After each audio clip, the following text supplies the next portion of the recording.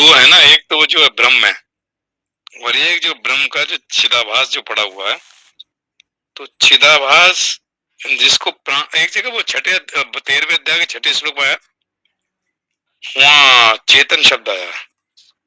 तो वहां चेतन हुआ है जिसने प्राण को चेतन कर दिया, जब प्राण चेतन हो गए तो संघात में आया ना एक जगह चेतन। तो चेतन हुआ वो है जिसने आत्मा ने वो जड़ को चेतन कर दिया, तो वहां चेतन शब्द उसलिए आया, प्राण चेतन हुआ। 13वें अध्याय के साथ छठे श्लोक में ना चेतन शब्द है, तो प्राणों का चेतन है वो। इसमें इसमें मैं पढ़ा था, उसमें क्या नाम,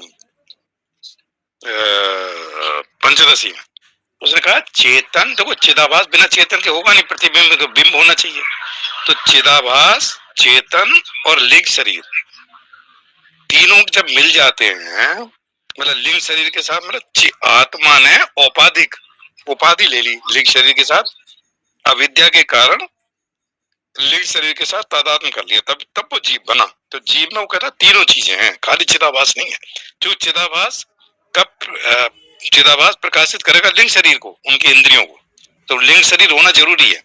तो इसीलिए लिंग शरीर के साथ जीव निकलता है शरीर में से, लिंग शरीर जहां जाता है वहां जीव जाता है। तो लिंग शरीर प्लस चिदाभास, और इन चिदाभास के पीछे जो बिंब है, बिंब नहीं होगा तो चिदाभास नहीं होगा। तो बिंब प्लस चिदाभास प्लस लिंग शरीर, तीनों का जो संघात है वो जीव है। तो अब चेतन ने तो खाली प्रकाशित कर दिया इंद्रियों को, उसका काम तो इतना ही है। आत्मा ने केवल प्रकाशित कर दिया बस, उसका बिंब पड़ा चिदाभास, चिदाभास ने बुद्धि वगैरह को प्रकाशित कर दिया, इंद्रियों को प्रकाशित कर दिया। लेकिन प्रकाशित करने वाला तो आत्मा ही है ना, जो अकर्ता है, अक्रिय है, निर्विकार है, उसका कोई मतलब नहीं, ना कर्ता से, ना भोक्ता से, ना दृष्टा से। उसका काम बस केवल प्रकाशित करना, तेज है उसके तेज से, तो उसका काम तो ये है। तो बाकी जिसका जैसा स्वभाव है, जैसे गुण की प्रधानता है, उसके हिसाब में संसार में वो कर्ता भोक्ता ये सब बना हुआ है। तो चेतन जो है वो आत्मा जो है वो सर्वव्यापक है, उसका प्रतिबिंब पड़ता है जो मनुष्य का अंतःकरण जो थोड़ा ज्यादा स्पष्ट है, तो उसमें स्पष्ट अंतःकरण में पड़ता है, तो मन बुद्धि सब कुछ चेतन हो जाती। तो यहाँ जो कह रहा है ना श्रोत्र का श्रोत्र, उस श्रोत्र को जो सामर्थ्य किसने दी सुनने की, तो वो चेतन है आत्मा। अगर वो ना होती तो कान तो पड़े हुए हैं, सुन नहीं सकते। उसके निकलने के बाद लिंग शरीर जब निकल जाता है, ये दे रखी है ना छठे श्लोक में 13वें जो चेतना आप कह रहे हो, इच्छा द्वेष सुख दुख संघात चेतना धरती। तो यहाँ चेतना वो है जो प्राण शक्ति, कि जब प्राण चेतन हो गए तो पूरे शरीर में चेतनता आ गई। प्राण शक्ति जो है उसको चेतना कहा।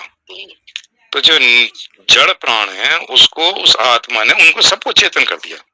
जब चेतन हो गए तो शरीर में चेतनता आ गई, कान सुनना है, वाणी बोल रही है, सब कुछ काम हो रहा। उसकी चेतनता मतलब सामर्थ्य उसकी है, लेकिन वो कर्ता भोक्ता दृष्टा कुछ नहीं है, बस केवल उसका काम है अपनी उनको प्रकाशित कर देना बस, बाकी उसका कोई नहीं। चिदाभास का भी कोई नहीं, उसका प्रतिबिंब है। लेकिन तीनों का संघात मिलकर जो जीव है वो कहता है मैं करता हूँ, मैं भोगता हूँ, मैं ज्ञाता हूँ, मैं दृष्टा हूँ, मैं जो आ गई अहंता। शर्मा जी जो अधिष्ठान रूप से है, हाँ, अधिष्ठान रूप से जो व्याप्त है, हाँ, इसके सहारे से चले संसार के कार्य। हाँ, अधिष्ठान रूप से जो व्याप्त है, वो जो आत्मा है, जो अधिष्ठान है, जो ब्रह्म है, उसने सबको चेतन कर रखा है। जैसे सूर्य ने पूरे संसार को प्रकाशित कर दिया, बस उसका काम प्रकाशित करना। अब उसमें हम क्या काम करते हैं, पुण्य करते हैं, पाप करते हैं, उसका सूर्य से कोई मतलब नहीं। सूर्य का काम केवल संसार में प्रकाश फैलाना।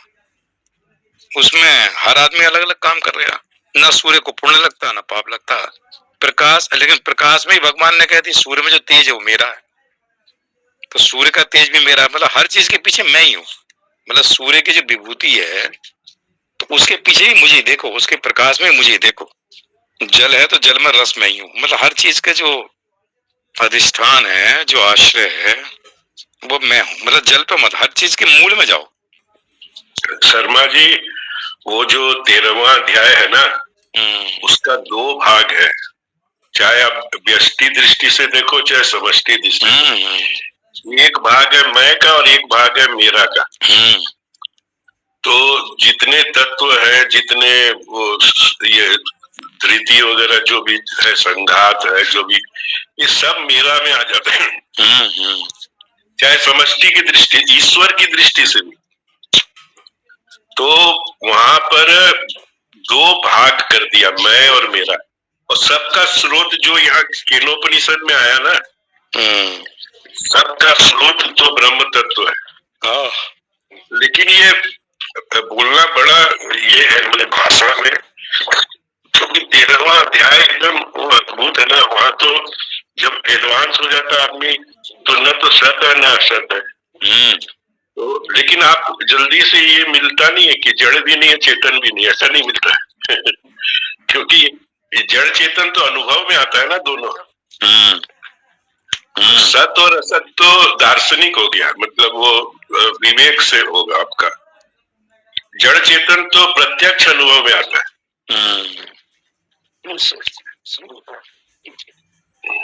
यहाँ तो असत तो जो चीज अनुभव में आ रही है वो भी नहीं है, वो भी है असत।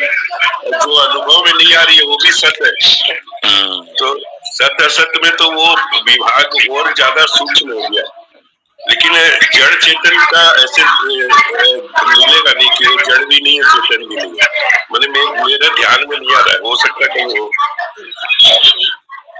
लेकिन यहाँ पर जो विभाग है मैं और मेरा दोनों का सोर्स एक ही है।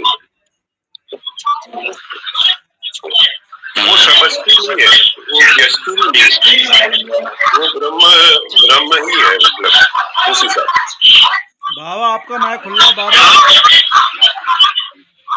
देखो, सत की सत्ता से तो असत है, असत की सत्ता से सत है। असत है भाई, ये अंधकार किसकी सत्ता से है?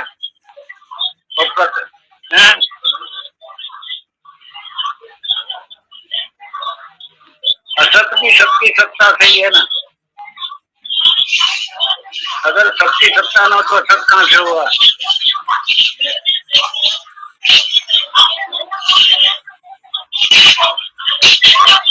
अगर प्रकाश ही प्रकाश हो तो अंधकार को कौन जानेगा?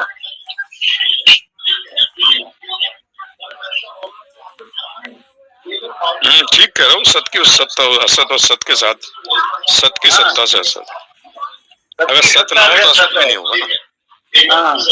जैसे सूर्य लोक में कभी अंधकार नहीं होता, सूर्य में एक से रहता है, हमेशा प्रकाश ही प्रकाश है। जब ज्ञान हो जाता है वहां ना सत है ना असत है, सत से परे। जैसे क्षेत्र है तो क्षेत्रज्ञ है, क्षेत्रज्ञ है तो क्षेत्र के तादाद में क्षेत्र है। क्षेत्री ना हो तो क्षेत्रज्ञ नहीं रहेगा। मतलब क्षेत्र के साथ का संबंध ना हो तो क्षेत्रज्ञ नाम की कोई चीज नहीं है, केवल ब्रह्म है।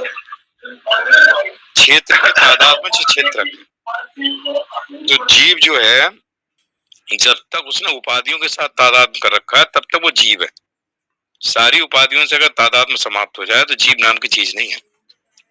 निरुपाधिक जब हो जाता है तो निरुपाधिक ब्रह्म है। जब तक उपाधियों के साथ उसने अपने आप को जोड़ रखा है तब तक वो जीव है, चाहे वो देह के साथ हो चाहे इंद्रियों के साथ हो। तो देह बना हुआ है, देही है। मतलब देह के कारण देही है, देह से संबंध ना हो तो देही नहीं है, ब्रह्म ही ब्रह्म है। तो चीज जो है कहीं से पकड़ के लाओ। बेसिक जो है ना वो बहुत छोटी है, समझाने के लिए। दूसरे अध्याय के शंकर भाष में भगवान ने एक ही आत्मा को कितने सारे श्लोकों से समझाया, अलग अलग तरीकों से समझाया। तो कह रहा हूं उनका पर्पज ये था कि कोई बात तो किसी की समझ में आएगी। इतनी बात समझाने के बाद भी कहीं तो पकड़ेगा, कोई बात क्लिक कर जाएगी उसे, हाँ ये बात तो ठीक है। तो कह रहे हैं इसलिए श्रुति जो है, सारे उपनिषद पढ़ो, सारे उपनिषद पढ़ के चीज एक ही निकलेगी। उस ब्रह्म को समझाना, सबका लक्ष्य एक ही है, मैं ब्रह्म हूं, ये ज्ञान हो जाए। उसको कितने तरह के उपनिषद में अलग अलग तरह से समझाया, फिर भाष में क्लियर किया। लेकिन सबका है कि मैं मुक्त हूं, मैं ब्रह्म हूँ, ये समझाने ने इतने सारे उपनिषद, श्रोत्र का श्रोत्र इसमें कुछ कहे, कठोपनिषद में अलग तरह से कहा, सब में अलग तरह से, ऑब्जेक्ट इस बुक का यही है, अविद्या दूर हो जाए और मैं जीव नहीं हूँ, मैं शरीर नहीं हूँ, मैं शुद्ध चैतन्य ब्रह्म हूँ, ये समझाने के लिए इतनी तरह से समझाया गया। कहीं से समझ लो।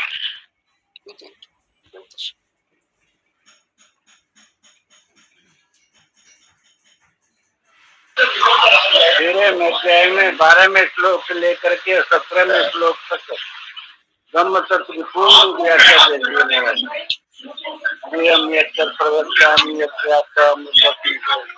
वहाँ से लेकर के और 17वें श्लोक तक कुछ बाकी नहीं रखा है।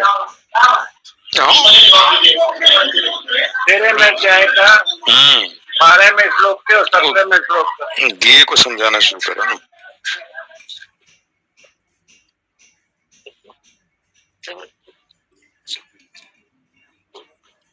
सही बात है। जय श्री कृष्ण। जय श्री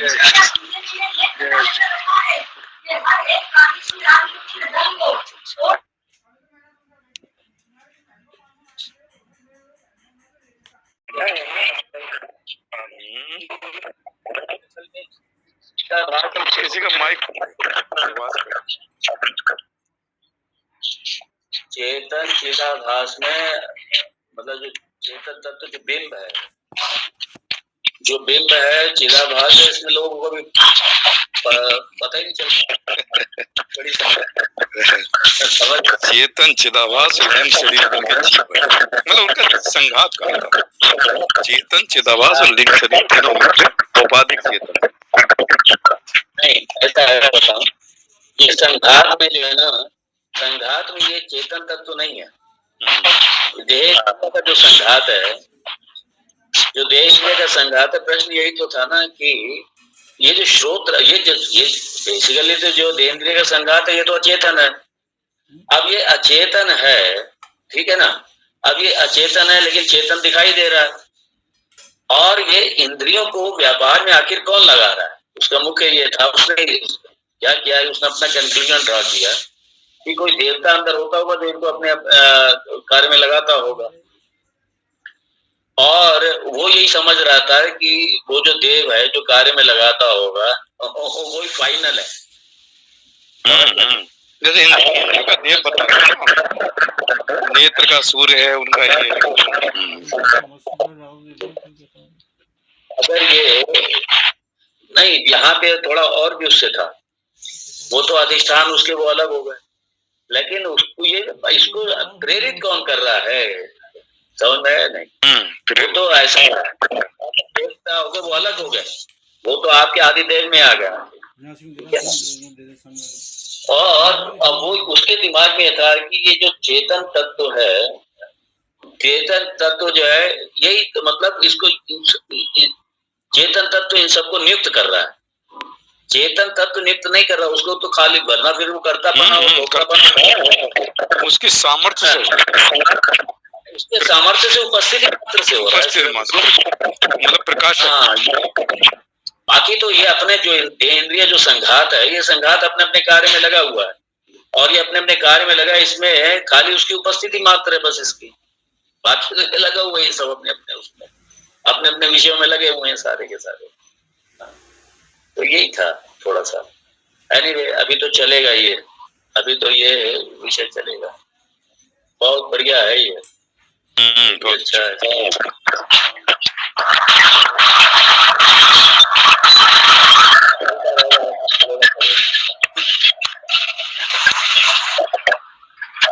जय श्री कृष्ण। जय श्री कृष्ण।